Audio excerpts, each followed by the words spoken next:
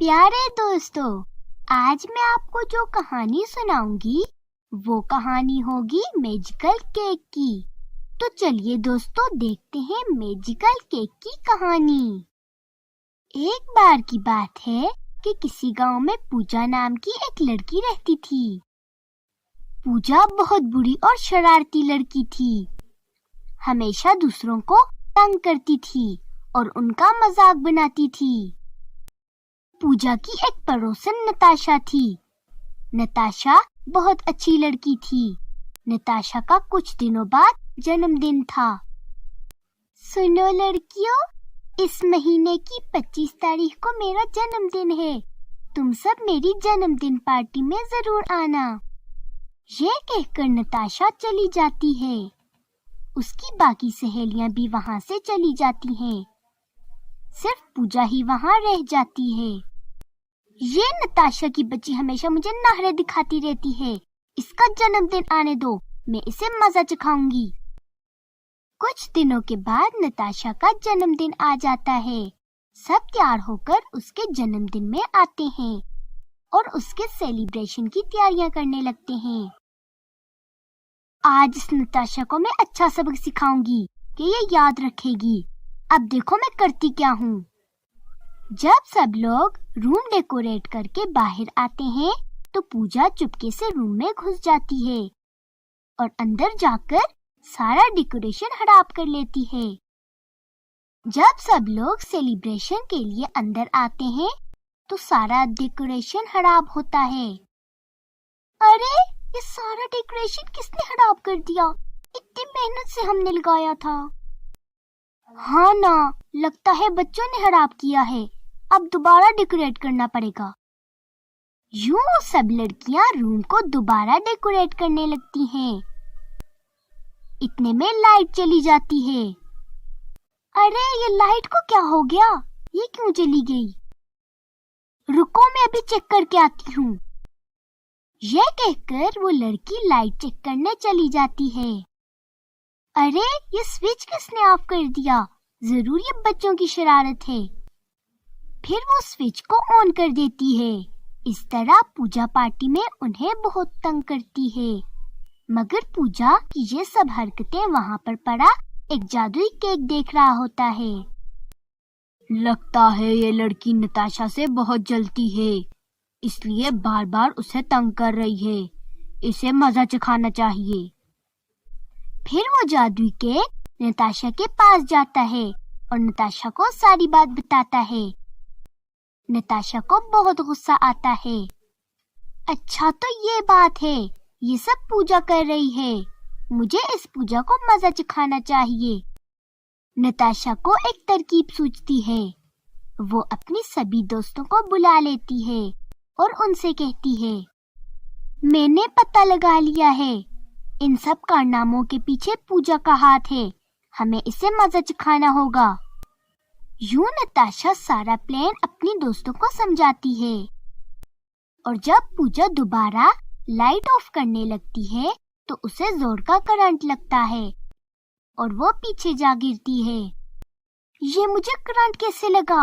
अब तो मैं नताशा का पूरा केक खा जाऊंगी। पूजा केक खाने जाती है तो वो जादुई केक लाठी से उसकी खूब पिटाई करता है। अरे अरे, कोई मुझे बचाओ, इस डंडे को रोको। मगर वो डंडा पूजा की पिटाई करके उसे घर से निकाल देता है। इस तरह नताशा खुशी खुशी अपना बर्थडे सेलिब्रेट करती है और पूजा को उसके किए की सजा मिल जाती है। तो दोस्तों, अगर आपको हमारी ये कहानी पसंद आई तो प्लीज हमारे चैनल को लाइक और सब्सक्राइब करें और बेल आइकन को दबाना मत भूलें। प्यारे दोस्तों, आज मैं आपको जो कहानी सुनाऊंगी वो कहानी होगी मैजिकल कार की। तो चलिए दोस्तों, देखते हैं मैजिकल कार की कहानी। एक बार की बात है कि किसी गांव में सोनाली नाम की एक लड़की रहती थी। सोनाली को खिलौने बहुत पसंद थे और उसे खिलौने से खेलने का बहुत शौक था। मगर उसके पास इतने पैसे नहीं थे कि वो खिलौने खरीद सकती।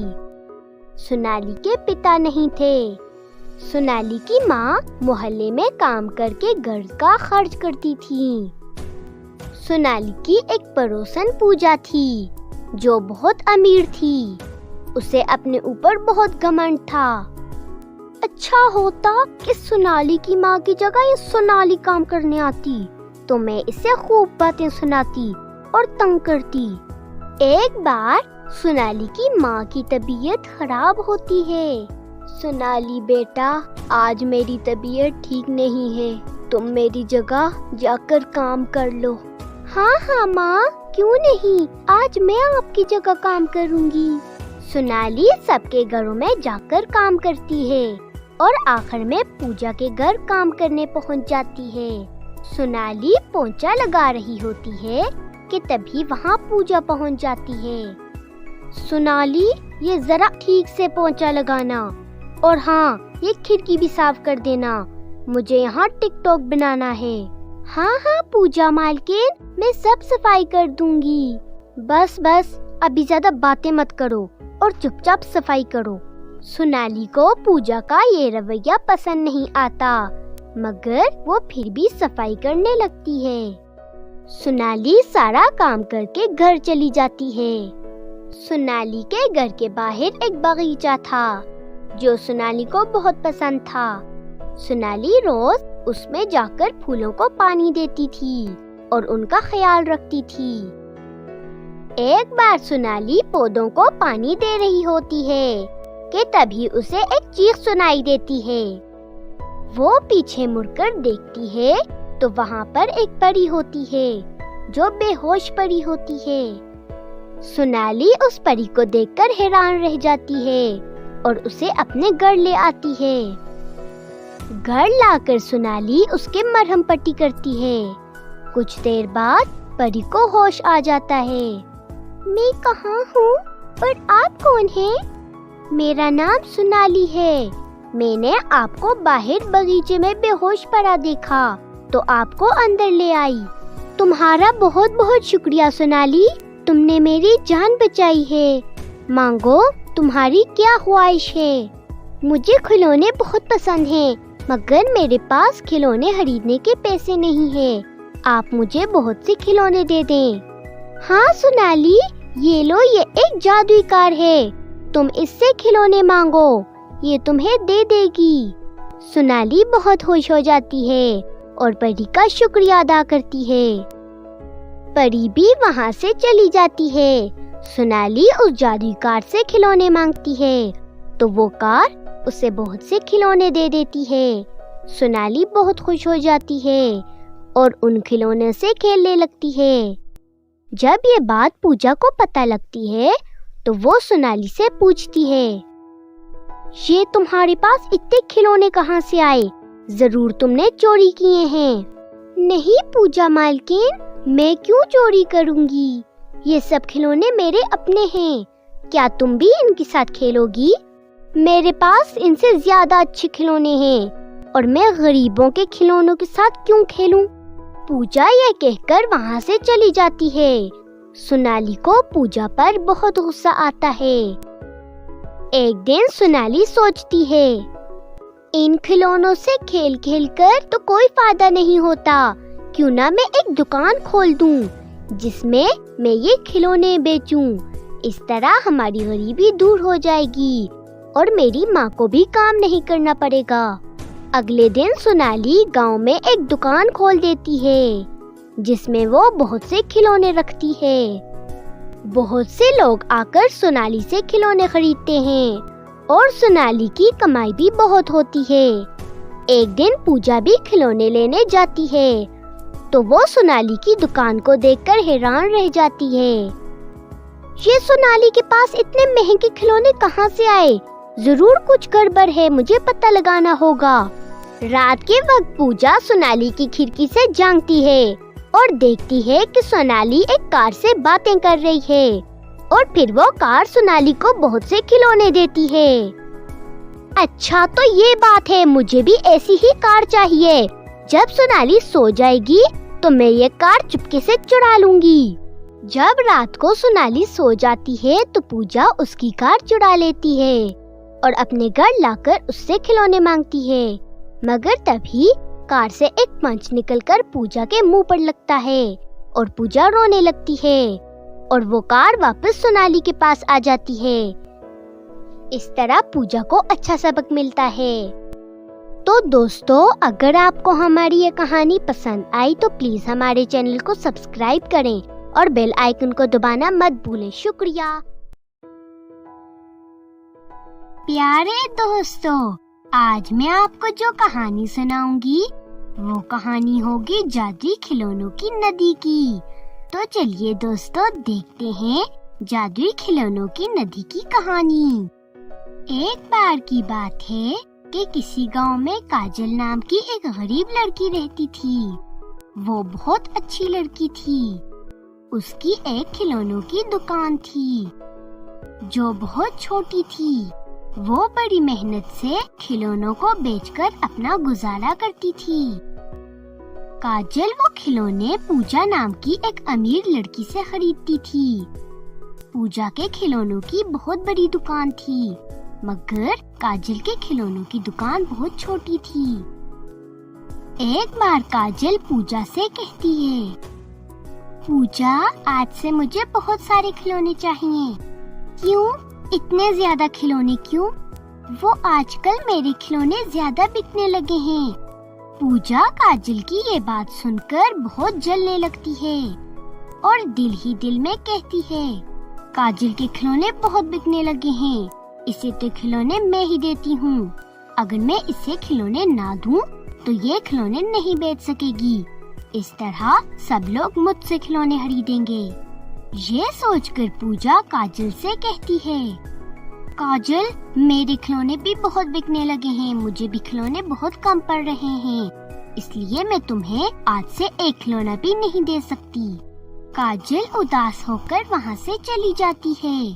काजल जंगल के पास वाली नदी के पास बैठकर रोने लगती है और कहती है, अब मेरा क्या होगा? खिलौनों की वजह से ही तो मैं अपना गुजारा करती थी। अब खिलौने ना बेचकर मैं क्या करूँगी? मेरे पास तो इतने पैसे ही नहीं कि मैं कुछ खा सकूं। मैं खाना कैसे खाऊंगी? उसकी ये बातें पास वाली नदी सुन रही होती है। वो काजल को रोते देखकर उससे पूछती है, क्या हुआ लड़की, तुम यहाँ बैठी क्यों रो रही हो? काजल नदी को बोलता देखकर बहुत डर जाती है। आप बोल कैसे सकती हैं?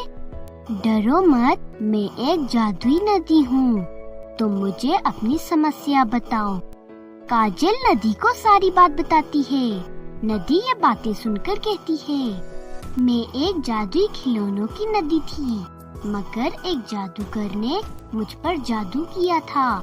उस जादू की वजह से मेरे सारे खिलौने गायब हो गए। तब से मैं ऐसी ही हूँ। तुम मेरी मदद करो तो मैं तुम्हारी मदद कर सकती हूँ। यहाँ से दूर उस पहाड़ की तरफ चली जाओ। वहाँ तुम्हें एक पुराना कुआं दिखेगा। उस कुएं में से तुम थोड़ा सा पानी लाकर मेरे अंदर डाल दो। मेरे खिलौने वापस आ जाएंगे और फिर तुम इनमें से जितने खिलौने लेना चाहती हो ले लेना। काजल नदी की ये बात सुनकर उस पहाड़ की तरफ चली जाती है और उसे वहाँ एक कुआं दिखाई देता है। वो उस कुएं में से थोड़ा सा पानी निकालकर नदी में डाल देती है। तभी एक जादू होता है और नदी के सारे खिलौने वापस आ जाते हैं। काजल उन खिलौनों में से कुछ खिलौने लेकर अपनी दुकान में रख लेती है और उन्हें बेचने लगती है। पास खड़े बच्चों को वो खिलौने बहुत पसंद आते हैं और वो बच्चे अपने माँ बाप के साथ वो खिलौने लेने लगते हैं। आंटी, आपके खिलौने बहुत सुंदर हैं। मुझे आपके खिलौने बहुत पसंद आए। हाँ ना आंटी, आपके खिलौने बहुत सुंदर हैं। मैं तो रोज आपके खिलौने खरीदूंगा। वाह, कितने सुंदर खिलौने हैं। पूजा आंटी से तो अच्छे ही खिलौने हैं। ये कहकर सब बच्चे खिलौने लेकर वहाँ से चले जाते हैं। उस दिन से काजल के पास बहुत पैसे जमा होने लगे और 1 महीना बीत गया। काजल ने अपने पास जमा किए हुए पैसों से एक बहुत बड़ा घर बनाया और अपनी दुकान को भी बहुत बड़ा कर लिया। जब ये बात पूजा को पता लगी तो वो दिल ही दिल में जलने लगी। जलते हुए उसने कहा, ये काजल की बच्ची को तो मैंने खिलौने नहीं दिए थे। इसके पास इतने खिलौने कहाँ से आए? मुझे पता लगाना होगा। ये कहकर पूजा काजल के घर के पास जाती है। वो देखती है कि काजल घर से बाहर निकल रही होती है। पूजा काजल का पीछा करती है और उस नदी के पास पहुंच जाती है। पूजा देखती है कि काजल नदी से बातें कर रही है। तुम्हारा बहुत बहुत शुक्रिया प्यारी नदी, तुमने मेरी बहुत मदद की है। शुक्रिया। तुमने भी तो मेरी मदद की है काजल, तुम्हारा भी बहुत बहुत शुक्रिया। इनकी ये सब बातें पूजा सुन रही होती है। इस काजल को जाने दो, फिर मैं भी इस नदी से बहुत से खिलौने लेकर बेचूंगी और अमीर बन जाऊंगी। फिर काजल वहाँ से चली जाती है तो पूजा उस नदी के पास जाती है और कहती है, ए नदी, मुझे भी बहुत से खिलौने दे दे। मैं लालची लोगों को अपने खिलौने नहीं देती। दफा हो जाओ यहाँ से, वरना मैं लाठी से तुम्हारी पिटाई करूँगी। पूजा को बहुत गुस्सा आता है और वो वहाँ से चली जाती है। घर आकर वो सोचती है, वो नदी तो मुझे खिलौने नहीं दे रही, मैं काजल की दुकान से खिलौने चुराती हूँ। ये कहकर पूजा रात के वक्त वो खिलौने चुरा लेती है। अगले दिन पूजा उन खिलौनों को बेचने के लिए अपनी दुकान पर लगा देती है। कुछ लोग पूजा से खिलौने खरीदते हैं। जिन लोगों ने पूजा से खिलौने खरीदे होते हैं, वो उन खिलौनों को घर लाते हैं, मगर वो खिलौने एकदम टूट जाते हैं। उन लोगों को बहुत गुस्सा आता है और वो सब डंडे लेकर पूजा की खूब पिटाई करते हैं और अपने अपने पैसे लेकर वहाँ से चले जाते हैं। तभी वहाँ पर काजल भी आ जाती है और कहती है, पूजा, तुमने मेरी दुकान से चोरी की थी, तुम्हें तुम्हारी चोरी की सजा मिल गई है। इस तरह पूजा को उसकी चोरी की सजा मिल जाती है और काजल उस नदी के साथ हंसी खुशी रहने लगती है। तो दोस्तों, अगर आपको हमारी ये कहानी पसंद आई हो तो प्लीज हमारे चैनल को सब्सक्राइब करें और बेल आइकन को दबाना मत भूलें। शुक्रिया। प्यारे दोस्तों, आज मैं आपको जो कहानी सुनाऊंगी वो कहानी होगी जादुई फूल की। तो चलिए दोस्तों, देखते हैं जादुई फूल की कहानी। एक बार की बात है, किसी गांव में नैना नाम की एक छोटी बच्ची रहती थी। उसके माता पिता एक कार एक्सीडेंट में फौत हो गए थे। उसके चाचा चाची उसको अपने घर ले गए थे और उसकी परवरिश करने लगे थे। नैना के चाचा काम की वजह से अक्सर बाहर रहते थे। वो अपनी चाची के साथ घर पर होती थी। उसकी चाची बहुत बुरी थी, वो नैना पर बहुत जुल्म करती थी। नैना, मैंने तुम्हें कहा था ना, रसोई में बर्तन पड़े हैं, उन्हें धो लेना। तुमने अभी तक बर्तन क्यों नहीं धोए? चाची, मैं अपना होमवर्क कर रही थी, वो अब खत्म हुआ है। मैं अभी जाकर सब बर्तन धो लेती हूँ। एक तो तुम्हारे बहाने खत्म नहीं होते। जाओ जल्दी जाकर सब बर्तन धो लो। नैना रसोई में जाकर सब बर्तन धो लेती है। उसके बाद उसकी चाची नैना से पोंछा लगवाती है। इसी तरह नैना बेचारी घर के सारे काम करती थी। एक दिन नैना की चाची उससे कहती है, जाओ नैना, जाकर कुएं से पानी भर कर लाओ, घर में एक बूंद पानी नहीं है। मगर चाची, अभी तो शाम होने वाली है, कुआं तो बहुत दूर है, मैं वापस कैसे आऊंगी? जैसे भी वापस आओ, मैं उसकी जिम्मेदार नहीं हूँ। मुझे पानी चाहिए और अभी ही लाकर दो मुझे, वरना आज रात तुम्हें बाहर गुजारनी पड़ेगी। नैना बहुत परेशान हो जाती है। अगर मैं पानी लाने न गई तो चाची मुझे घर से बाहर निकाल देगी। मुझे पानी लाने जाना ही पड़ेगा। इतना कहकर नैना पानी लाने चली जाती है। नैना को कुएं के पास बहुत डर लग रहा होता है। मगर वो बेचारी मजबूरी में पानी लेकर आ ही जाती है। एक दिन नैना के चाचा नैना से पूछते हैं, नैना बेटा, आज मैं मार्केट जाऊंगा, तुम्हें कुछ मंगवाना है तो बता दो। चाचा जी, मुझे कैंडीज बहुत पसंद हैं, आप मेरे लिए बहुत सी कैंडीज ले आना। इतने में वहाँ नैना की चाची जान आ जाती हैं। नहीं नहीं, इसके लिए कुछ भी लाने की जरूरत नहीं है। ये लड़की कोई काम नहीं करती, बस आराम ही करती रहती है। इसके लिए कुछ नहीं लाना।